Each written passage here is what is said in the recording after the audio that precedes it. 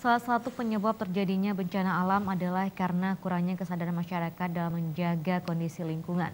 Ulah manusia yang merusak alam menjadi penyebab yang mengundang terjadinya bencana.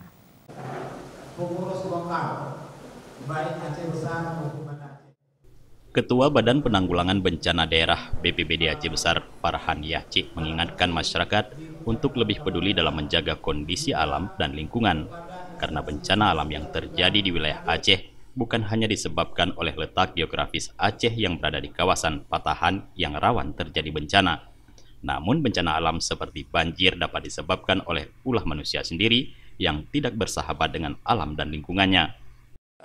Yang pertama, memang kita harus kita akui bahwa kita berada di garis patahan bencana yang sering rawan bencana untuk Kabupaten Aceh Besar, baik bencana gempa, banjir maupun longsor.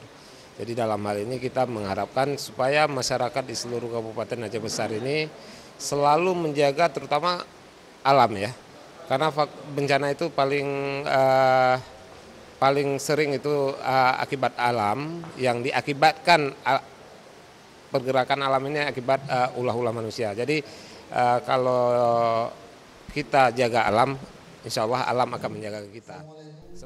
Penambangan hutan secara liar atau illegal logging menjadi salah satu penyebab terjadinya bencana alam seperti banjir bandang. Untuk wilayah pemukiman penduduk, banjir dapat terjadi karena masyarakat yang membuang sampah ke selokan dan saluran yang seharusnya dapat menampung air saat musim penghujan. Bencana lain yang disebabkan oleh kelalaian manusia adalah terjadinya kebakaran, baik di kawasan hutan, lahan gambut, atau pemukiman penduduk.